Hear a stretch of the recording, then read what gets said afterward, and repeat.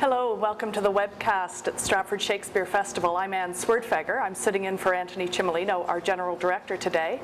We've just come off a fabulous few weeks of our season with enormous success. Two of the plays that opened were Romeo and Juliet and The Taming of the Shrew, and we have two ladies from those productions with us today, Lucy Peacock and Irene Poole. Hi, Silas. Hello to everybody's kids out there. Lucy is playing the nurse in Romeo and Juliet and also Grumio in The Taming of the Shrew. And Irene is Kate, and she also in Taming of the Shrew and also plays Montague's wife in Romeo and Juliet. And today we're going to be focusing on The Taming of the Shrew, and we're going to start off with a little bit of a chat backstage between Anthony Cimolino and the director, Peter Hinton. So we'll go to that now. So we're on the set of The Taming of the Shrew, and we're here with the director of the production, Peter Hinton. And Peter, what excited you about the idea of directing The Taming of the Shrew? What I love about the play is that it's both a very controversial play and a very popular play. And it, of course, is the play about the great shrew of Padua, who nobody wants to marry, who is famous for her scolding tongue, and she's a temper, and her younger sister cannot get married until she is married. And through the play, she meets a man, Petruchio, who comes to find a wife for money, and through that courtship, he falls in love with her, as she does with him, and she is tamed and becomes an obedient wife. And so it's a very controversial play for feminists and for a lot of people in the audience, because it begs the question, what is independence? What is freedom? What is liberty? What is power? On whose terms? Would a scold or a shrew have been a kind of common joke or an archetype within Elizabethan society? Oh yes, and it would have been too, a real social pariah. There's all kinds of documents from the period of conduct books and pamphlets for how you deal with your wife if she is a scold. And a scold is probably the worst thing a woman could be. And okay, I'm not going to touch that. But how did they reconcile that with actually having a female monarch, a prince who was a woman? well, that's the interesting thing too, is that you've got a very powerful queen on the throne, and yet Elizabeth, she wanted balance and order within her own country.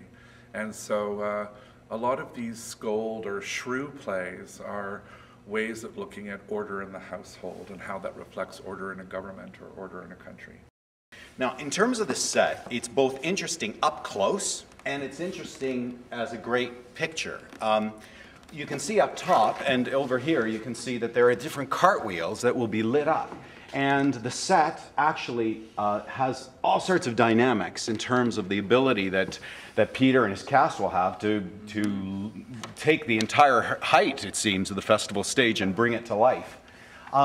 You've got also different kind of mechanized elements from the time, it seems. Yeah, there are painted drops that are attached to the top of the, this big unit here, that these sort of suggest stage or theater machinery of the time. So they're cranked and moved around as the drops come in and out.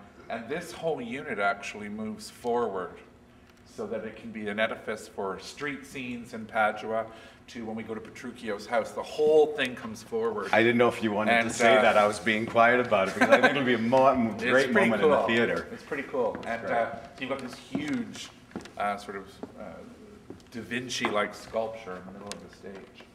Okay, well, it would be wonderful now to go and actually meet some of the cutters who are making the costumes, and you can tell us a little bit about some of the thoughts, because there's some really interesting details in those costumes. Yeah. Come on, let's go. This is Carol Miller, and she's the one of the women's cutters on Shrew.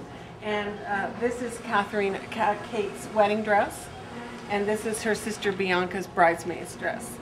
And they're Elizabethan. They have quilted petticoats underneath. She has an underskirt, an overskirt. She has a lot more coming. This is not finished. And she has sleeve puffs. She'll be wearing. She has a bodice insert. They're just very, very pretty dresses. We tried to use, this dress will be doubled, which is always of interest to people, but we have to make a second one so we can break it down for the trip. Right, yes, right? yeah. Yes. So I think this is the one we're going to break down. Is that right, Carol? Yes, it is. Yes. And I think the interesting thing about these is that they're so highly trimmed. This one is not finished yet. There's a lot more trim to go on this, but this is sort of something that Santo Loquasto loves to do, and anyone who's seen the Nutcracker at the National Ballet or Italian Straw Hat would recognize his style. And he really loves to put embellishment on costumes. And we've really tried to keep all the colors in this production where appropriate, light and airy. And I think they're all going to look fantastic on the set, which is that beautiful golden brown. This is the dress for the Queen, and it's actually based on a painting, of which there are so many. We looked at endless portraits of Queen Elizabeth, and we chose on this one. And what I love about these costumes too is how nature really lives in them. The colors of the earth, the colors of flowers and of plants, and so we wanted to get a real sense of her ostentation, her wealth, her power, but also a femininity to it as well. And this is a fabulous costume. It's another example of Santos, you know, embellishing things. You know, the pearls and the trim, and even under here she has her petticoat and her underskirt, and we've even trimmed, you know, not that anyone's going to see that, but you never know. These are two of the men's costumes. This is Petruchio's wedding. This is the final costume for Petruchio when he and Kate come back and he finally buys into the whole Padua scene and into a life of responsibility. So it's really almost the quietest of all our clothes. And this is Lucentio, who was played by Jeff Lillico. And this is the costume that he shares with Ben Carlson as Tranio, and that they will actually undress on stage. So it's a very interesting challenge, this scene, because you've got a very wealthy young man comes to a strange city, and he proposes that he disguise himself as his servant, and his servant disguise himself as him.